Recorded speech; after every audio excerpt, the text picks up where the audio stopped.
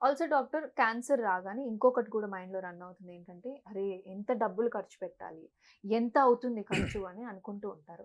So, ఇప్పుడు ఎంత feasible అయింది రోగులకు క్యాన్సర్ ఒకటొస్తే how can they plan it? అసలు అంత ఖర్చులు ఎక్కువగా ఉంటాయా? How is the cost? Correct. So, that is always అది బిగ్గెస్ట్ ప్రాబ్లమ్ రైట్. ఎస్పెషల్లీ మన దేశంలో. ఇప్పుడు ఎస్పెషల్లీ వెస్ట్ మిడిల్ క్లాస్ అనుకోవచ్చు. కాదు వెస్టర్న్ కంట్రీస్‌లో అంతా వాళ్ళు ఇన్స్యూరెన్స్ చూసుకుంటుంది. మన హ్మ్. దేశంలో సో, ఫస్ట్ థింగ్ అందరికీ చెప్పేదంటే అట్‌లీస్ట్ గవర్నమెంట్ ఒక ఇన్స్యూరెన్స్ ఇస్తుంది. మనం ఒక ఇన్ష్యూర్ చేసుకోవాలి. హ్మ్. ఫైనాన్షియల్లీ ఏ మెడిసిన్ అయినా కాస్ట్‌లీనే. హ్మ్. అండ్ క్యాన్సర్ ఇది ఒక్కలాగా సర్జరీ చేసి 1 డేలో అయిపోయేది కాదు. So, hmm. It's a long term 6 months, 7 months okay. Treatment ఉంటుంది.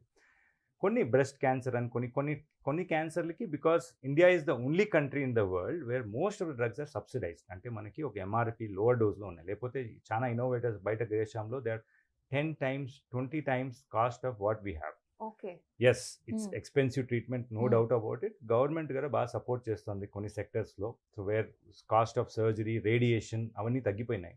బట్ యెస్, మనకి కంపేర్ టు అదర్ జబ్బులు కంపేర్ చేస్తే అట్‌లీస్ట్ కొంచెం initial starting 6 months, 5 months cost కొంచెం ఎక్కువ ఉండొచ్చు. హ్మ్. బట్ ఓవరాల్ ఇప్పుడు తగ్గుతా ఉంది విత్ న్యూ డెవలప్‌మెంట్. కొత్త డ్రగ్స్ కొన్ని మ్యుటేషన్స్ ఉన్నప్పుడు కొత్త డ్రగ్స్ విచ్ ఆర్ ఇన్నోవేటర్, అంటే మన బయట యూఎస్ నుంచే రావాలి ఆ డ్రగ్, వాళ్ళకి వేరే ఆప్షనే లేదంటే అవి ఎక్స్‌పెన్సివ్ ఉంటాయి. బట్ హ్మ్. India is a country of lot of generics. మనకు అన్ని జెనరిక్స్ మెడికేషన్స్ వచ్చినప్పుడు కాస్ట్ తగ్గింది. హ్మ్. కానీ ఇనీషియల్ ఈ బ్లడ్ క్యాన్సర్స్ కొన్ని క్యాన్సర్‌లో ఇనీషియల్ కాస్ట్ కొంచెం ఎక్కువ ఉంటుంది.